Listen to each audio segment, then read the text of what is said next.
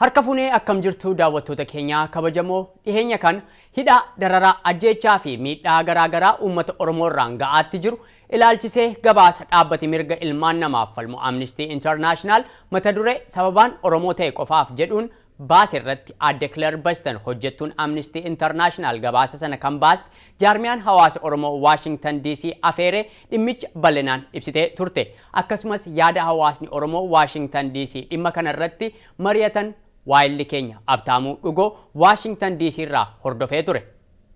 Isa sinii dhiyeessina nu hordofaa.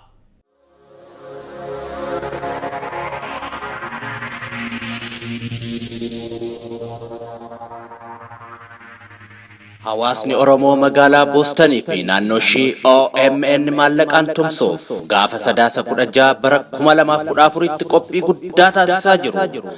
Sagantaa kanarratti hunduu akka hirmaatus waamichi godhamaa jira. Qophii gaafa sadaasa 16 waaree booda sa'a lamarraa eegalee adeemsifamu kanarraa hin hafiinaa. Kottaa miidiyaa keessan OMN tumsaa. Iddoon 575 Memorial Drive, Cambridge, Massachusetts 02139. Madda odeeffannoo dhugaa fi wayitawaa kan ta'e Oromiyaa Miidiyaa Neetworkiin utubaa damee qindeessituu gargaarsa uummataa Oromiyaa Miidiyaa Neetwork. Hello everyone, how are you? This is your host Habdugo for Oromia. Dhiyeenya kana gabaasa waa'ee dhiittaa mirga ilmaan namaa kan Amnesty International baase irratti kan adde waliin haasofnu. Mata duree sababan Oromoo ta'e qofaaf jedhuun gabaasa dararaa, hidhaa, ajjechaa fi torcherii biyya Itoophiyaa keessatti uummata Oromoo irra ga'e jedhame irratti bal'inaan haasofna. An kanan jedhu Claire gabaasaan isin baastan sun gabaasaa jabaadha. Mee gabaasa kana akkamiin faana bu'uu fi walitti qabachuu dandeessan? Oromoo irratti akka ati fuuleffattoo maaltu si taasise? You focused on the Oromo. Yeah, and first of all, as you said, it has received really good media attention, which is very positive because the first step in Akkuma atumtuu jette gabaasaan ba'e kun gabaasaa uwwisaa miidiyaalee hedduu argate. Akka kanatti gabaasaan dhiittaa mirga ilmaan namaa biyyattii keessatti raawwatu uwwisaa miidiyaalee argachuun kan jalqabaati. Dhiittaa mirga ilmaan namaa mootummaan Itoophiyaa biyya sana keessatti raawwatu yeroo dheeraadhaaf hordofaatti turre. Inni kun irra jireessaan kan raawwatu uummata Oromoo irratti. Itoophiyaa keessatti mirga akka barbaadanitti dubbachuu, mirgi dhaabbata barbaadan deeggaruu akkasumas paartileen mormituu biyya sana keessa jiran mirga isaan qaban kan mootummaa sanaan daangeffamedha. Dararaa mootummaan Itoophiyaa akka sabaatti uummata Oromoo irraan ga'aatti ture itti dhiyeenyaan hordofaa turre. Kun ammoo Oromiyaa guutuu keessatti sadarkaa olaanaatti raawwata. Sababaa mootummaan Itoophiyaa uummata Oromoo irratti fuulleffatuuf yaadaaf ilaalcha siyaasaa isaan hordofan irratti biyya sana keessatti ilaalcha mootummaan Itoophiyaa adeemsisuun ala kabraa qabaachuun adabbii qaba. Yoo manneen hidhaa biyya Itoophiyaa keessaa fudhatte irra jireessi uummata Oromooti. Inni kun ammoo buufata poolisii biyyattii irraa jalqabee hanga manneen hidhaa federaalaatti. Kun itti yaadamee kan Oromoo irratti fuulleffatedha. Akka Amnistiitti hidhamtooti kunneen akkamiin akka hidhaman, eessatti akka hidhaman, maal akka irra ga'e qorachuu fi galmeessuu jalqabne. Kaayyoon keenya isa kana gadi fageenyaan qorachuu waan ta'eef jabaannee isa kana irratti hojjenne jechuudha. So that's what we wanted to try and document and look at the patterns of how it happened. I, as Amnesty International's Ethiopia researcher, was quite aware of these issues, but I think more widely there wasn't a good understanding of the issues, and so that's what we wanted to have a substantial report on the issues. So where did you do the interviews, and if you could talk about Qorannoo kana yoo geggeessitan mee eessa faatti geggeessitan? Oromiyaa keessatti moo biyyoota biraatti? where was the interview setting? So Amnesty International hasn't had access to Ethiopia since 2011. Amnesty International erga bara 2011 Itoophiyaa keessaa baanu taasifamee jalqabee dhiittaa mirga namoomaa biyya sana keessatti taasifamu kallattiidhaan qorachuuf haaloti of kennoon turre. Kana qorannoo amma dhiyeessine kana namoota 240 ta'an mooraalee baqaa keessatti quunnamuun. Isaan mootummaa sanaan manneen hidhaa keessatti dararaan qaamaa irra ga'ee fi kanneen biroos daawwannee dubbisuun gabaasne. Baay'ooti baqattoota kanaa akka jiran mooraa baqataa Keeniyaa keessatti argamu Kaakumaa jedhamu keessatti. Argeessaa fi Somaaliilaand darbees Ugaandaa keessattis kanneen dubbisne ni jiru. Biyyoota addunyaa garaa garaa Oromoon keessa jiraatan keessaas namoota dararaa sana keessa darbanii godaannisa dararaa sanaa qaban kan dubbifnes jiru. Gari ammoo ragaa qabatamaa waliin Oromiyaa keessaa bifa iimeeliitiin kan namooti nuuf erganis ni jira. Isaan kun hundi ragaa qabatamaa waliin gocha mootummaan Itoophiyaa uummata Oromoo irraan ga'u kan nuti waggoota 3 darban qorannedha. Bal'inaan kan namooti guuramanii hidhamuu fi hiraarsamuu jalqaban erga nuti biyya sana keessaa akka baanu taasifame jechuunis jalqaba bara 2011 irraa jalqabeetu. Inni kun hanga har'aatti jechuudha. Gabaasaan keenyas kan ilaallatu waggoota 3 kana keessa qofa. So as you already pointed out, there is a restriction on research and reporting of Amnesty International. Atumtuu akka jettetti akka biyya sana keessatti sochiin Amnesty irraa qoqqobbiin kaa'amee ture beenna. Mee lakkoobsi Amnesty International dhiyeesse kun akkamiin beekame? In this region. Yeah, well, it's a very important point. And the figure of 5,000 were cases that we could confirm and confidently say that was the minimum number that there was. Asirratti tuqaa gaarii kaafte. Lakkoobsi nuti maqaa dhoofne kun jechuunis 5,000 yoo jennu yoo xiqqeenyaan jenne kan nuti dhiyeessine malee qabatamaatti lakkoobsa sirriidha jennee miti. Hidhamtoonni kun kanneen ilaalcha siyaasa biraa hordofanii fi mootummaa qeeqan jechuun bara 2011 irraa jalqabee hanga har'aatti hidhamanidha.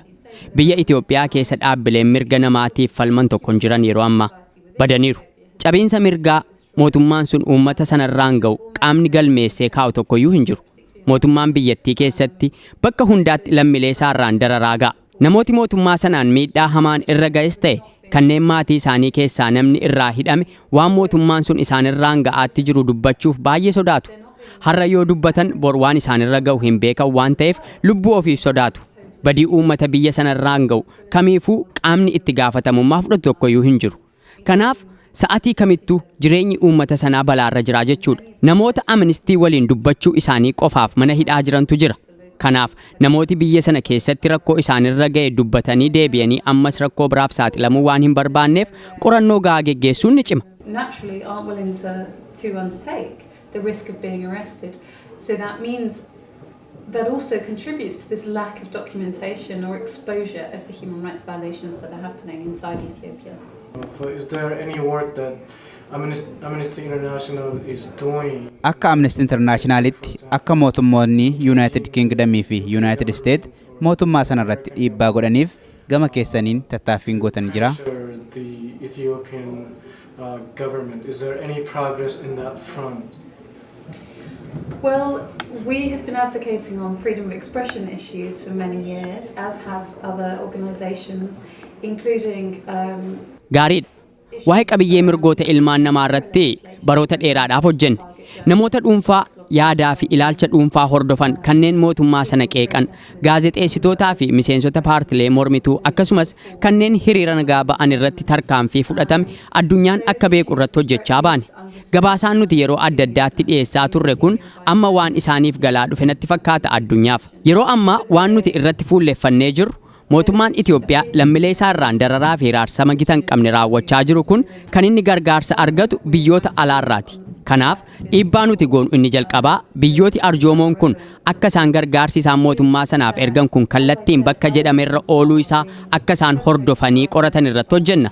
Maallaqa biyyooti arjoomoo ergan kun kan mootummaan ittiin uummata isaa ukkaamsu ta'uu hin qabu. Inni biraan mootummaan Itoophiyaa qorattoota sadarkaa addunyaatiif karra isaa akka saaqu dhiibbaa gochuu qaban. Qorattooti walabaa dhiibbaa tokko malee dhiittaa mirga namoomaa biyya sana keessatti raawwatu akka qoratanii galmeessaniif haalli mijachuu qaba. Isa kana irratti hojjechaa jirra. Inni sadaffaa maatiiwwan namooti irraa hidhaman yookaan mootummaa sanaan miidhaman sodaa tokko malee dararaa irra ga'e akka himanii fi hawaasi biyya sana keessa jiru sodaa mootummaa malee badii mootummaan sun uummata sanarraan ga'u walabummaan dubbachuu akka danda'an irratti akkasumas himannaalee mootummaa irratti dhiyaatan irratti akka hawaasi sun waan beeku iftoominaan sodaa malee dubbatuuf mootummoota gamtoomanii fi koomishinariin mirgoota ilmaan namaa kan Afrikaa haalattiin isa kana galmaan ga'an tooftaa lafa kaawwachuu qaban. Kana irrattis hojjechaatti jirra. Establish some sort of a mechanism that will conduct investigations into these allegations of widespread violations in Oromia as well as in other parts of the country. Did you get any responses from those organizations? Mee isa kanaaf deebii akkamii argattan? Dhaabbilee kanarraa wanti abdachiisaa ta'e isin dhageessan jira? We're going to be dhaabbilee kana lamaan waliin karaa kanaan irratti hojjechuuf abdiin qaba. Keessumaa dararaa akaakuu garaagaraa suukanneessoo ta'an akka reebichaaf toorcharii irratti qorannoo gaa adeemsisuuf akka isaan nu gargaaranii fi nu waliin hojjetaniif haalota mijeessinaaf. Keessumaa immoo dhimmoota kana ilaalchisee odeeffannoo barbaachisaa ta'e hunda isaaniif dhiyeessuudhaan isaan gargaara.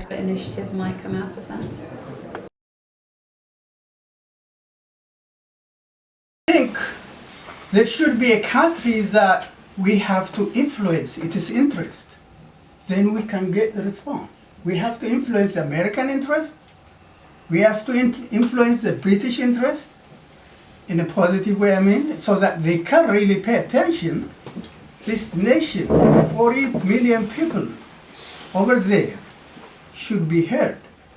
And so the African Commission for Human Rights said, we understand what I mentioned about living in Oromia, surrounded by the Oromos, even eating the food that the Oromos produce, recreating in Lagano, Zwei, elsewhere in Oromo land, and the prisons are surrounding African Union. What would be your response? The lady, she's a lady, the commissioner answered me, we understand your pain. We will work together, and we need people like you who can bring up the issue. So the bottom line for me is we have to be able to influence governments, which can bring to the table of the international community so that the Oromo issue can be heard. So that's all I wanted to say. Earlier you mentioned something, or it was mentioned that you also do work in relation to Ethiopia as a whole and report on other peoples that are also being oppressed. And from my personal experience talking about the Oromo issue in particular, what I've come across is that it gets generalized in the entire Ethiopia, where people say, oh, everybody in Ethiopia is being oppressed, and what's so special about Oromos? So I appreciate that you brought this to light. My question is, do you have some sort of statistics that show that Oromo people in particular, as compared to other people, are more targeted? I know you focused your report on Oromos, but for your thesis to start, it was started at Oromo people are more oppressed. So is there some sort of like a statistic, a figure that you can associate with that? Question I want to hear from you instead of explaining my experience. My question is, while you or your team in the Ethiopian Empire, have you ever harassed or threatened in the form of orally or attitude, or blocking some information? That's one question. The second question about the mass grave discovered in Harar region. Do you have any information about that? These are the two questions I have. Again, as I say, I don't want to get involved in the politics of this, but just in response to what you said, I really would urge you to, whilst we did think that Oromo is targeted at a higher level, and there's also some things that are unique to the way that, and the reasons why Oromo are targeted, and that's why there's a specific ethnic focus. Just looking at one group in this report, not least the framework of the accusation of OLF support, which is used again and again and again, and in many cases is just a pretext to justify control. What this is really about is control. This is a report that is not about ethnicity. It's about political control, but targeted particularly at one ethnic group, because that ethnic group is seen particularly as a threat. However, it really does affect everyone across the country, and I would urge a sort of sense of solidarity with people from other groups who are also suffering violations. And yes, I think you're right that a lot of those have been concentrated in the south for a number of reasons, but that doesn't mean that people in Amhara and in Tigray are not suffering, and they are. and that this repression is happening everywhere. And I don't know if this is true, but I was told recently that the rebel group that now has significant, by a long way, the largest numbers is from Tigray, the largest number of fighters. And someone earlier mentioned Gebru Asrat, and he's actually one of my human rights people that I really admire, because he as a student, he challenged the Haile Selassie regime, as under the Derg, he fought against that regime. Under this government, he started off in the government, and now he has a opposition party, and he's tried his entire life to peacefully fight for a better Ethiopia, for human rights to be respected in Ethiopia, and he really has dedicated his whole life to it, and he's from Tigray. So we would urge, just a final note of, have solidarity with your brothers and sisters from across Ethiopia, that all of these violations are just from, coming from the government, and it is about political control, and everyone is suffering within that.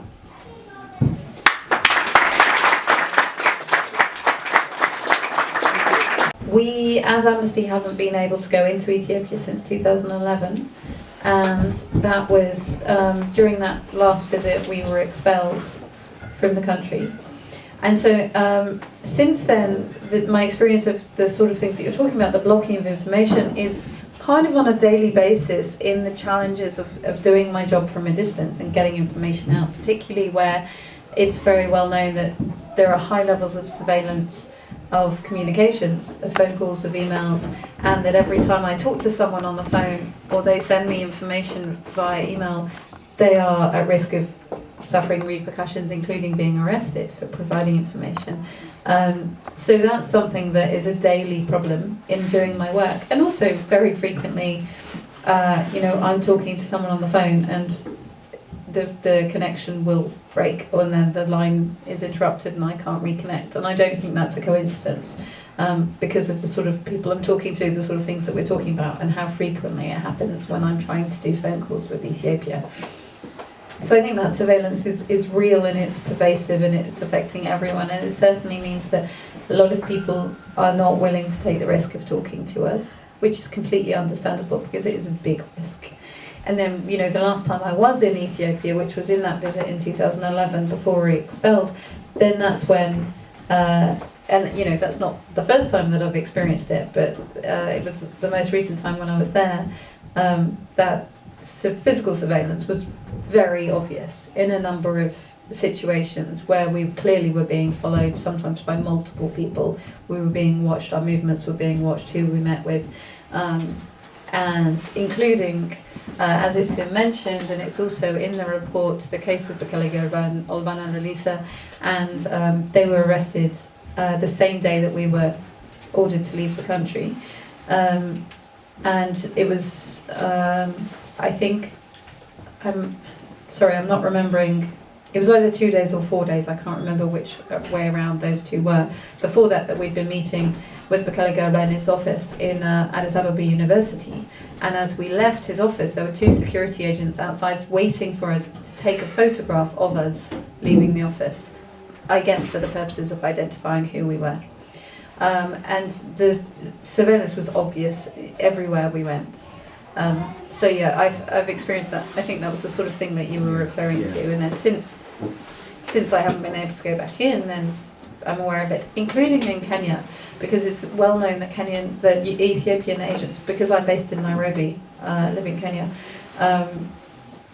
it is well known that Ethiopian agents operate in Nairobi and in Kenya, and there have been times when I've been aware of surveillance within Nairobi as well.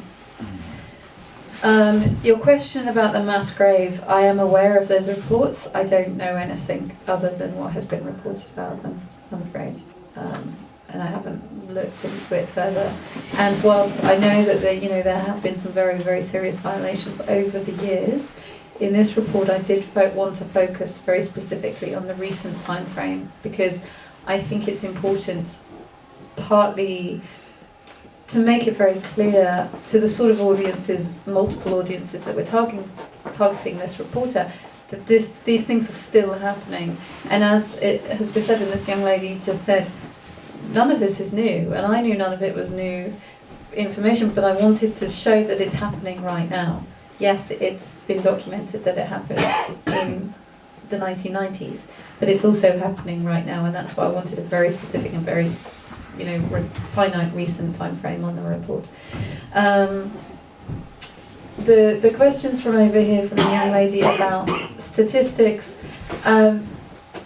there aren't statistics, well, not entirely, in that I've been doing so many meetings I can't remember what I said to who, so I don't remember if I said it earlier in this meeting or if it was in a different meeting earlier today. There were a number of indicating factors that Oromia and that Oromo were targeted at a higher level, whilst you're absolutely right that it's true, or whoever those people who were saying it to you were right, that the repression of dissent does affect the whole country, for sure, and that signs of dissent are repressed in different ways all over the place.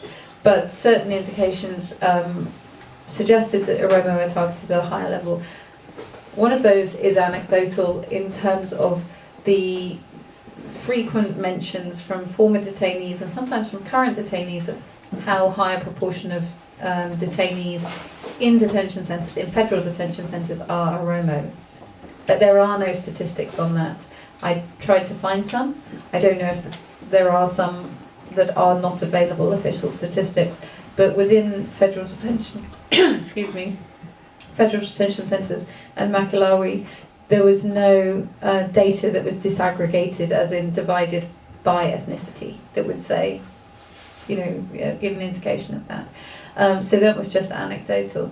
Where there is statistics, although I don't think that it's publicly available, are the statistics on Ethiopian refugee populations, where the UN Refugee Agency, the UNHCR, does have data that is divided by ethnicity, and that demonstrates that Oromo make up the largest group among Ethiopian refugees. So those statistics do exist, but more widely, there isn't, and it's part of this thing that we keep coming back to again and again about the lack of proper, comprehensive, accurate reporting. So it's really not known what the true picture is.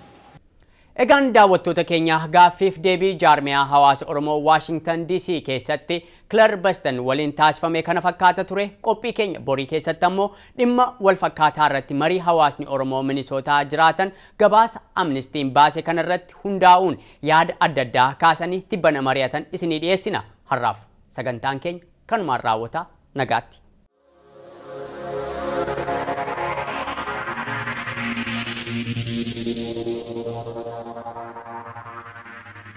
Hawaasni Oromoo magaalaa Beston fi naannoo ishii OMN maallaqaan tumsuuf gaafa sadaasa 16 bara 2014tti qophii guddaa taasisaa jiru.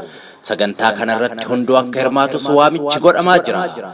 Qophii gaafa sadaasa 16 waaree booda sa'a lamarraa eegalee adeemsifamu kanarraa hin hafiinaa. Kota media keessan OMN tumsaa. Iddoon 575 Memorial Drive, Cambridge, Massachusetts 02139. Madda odeeffannoo dhugaa fi wayitawaa kan ta'e Oromiyaa Media Networkiin utubaa. Damee qindeessituu gargaarsa uummataa Oromiyaa Media Network.